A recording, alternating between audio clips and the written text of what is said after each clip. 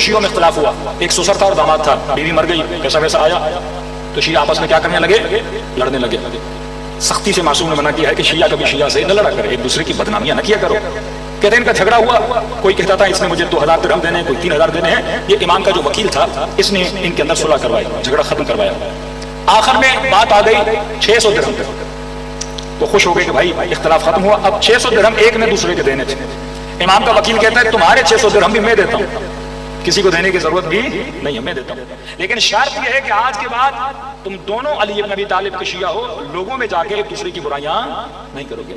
اور جب 600 درہم دیتا ہے کہتا میں اپنی طرف سے نہیں دے رہا، یہ جعفر صادق کی طرف سے دے رہا ہوں۔ صلوات پڑھیں مولا کی شان پر۔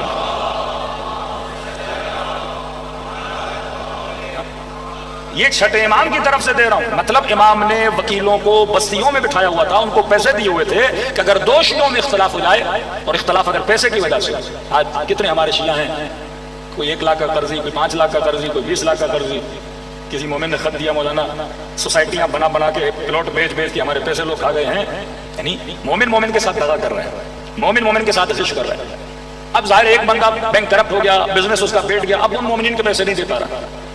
یہاں معصوم اجازت دے رہے ہیں ان لوگوں کو جو صاحبان حیثیت ہیں، فرمایا مومنین کا پیسہ ادھر ادھر کر کے کم از کم ان میں صلح کروا دے۔ اب یہ مومن کورٹ تک جائے گا، یہ مومن کیس کرے گا، ایک مومن دوسرے مومن پہ FIR کٹوائے گا، بدنامی کس کی ہے؟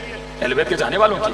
اب یہاں پہ کن کو کردار ادا کرنا ہے؟ وہ صاحبان حیثیت جن کا سالوں میں کروڑوں خمس نکلتا ہے، یہ دو مومنوں کا مسئلہ کیا حل کر سکتے ہیں؟ حل کر سکتے ہیں، روایات سے یہی تو اخذ ہوتا ہے۔ اگر کوئی مومن کسی مومن سے پیسے لیے ہیں اب دے نہیں سکتا، یہ مقروض ہے، آپ اپنے خمس سے اس کے قرضے کو کیا کر سکتے ہو؟ ادا کر سکتے ہو۔ اس کے بچے پریشان ہیں، وہ جیل میں چلا جائے گا، معاشرے میں الگ سے پریشانی ہوگی اور مسائل ایجاد ہوں گے۔ تو امام نے اس زمانے میں یہ سوچا کہ کبھی بھی شیعہ سے پیسے کی وجہ سے لڑ رہا ہے، پیسے دے دیتے تھے کہ آپ آپس میں ملو تاکہ ان کا اختلاف کیا ہو جائے؟ دور ہو جائے۔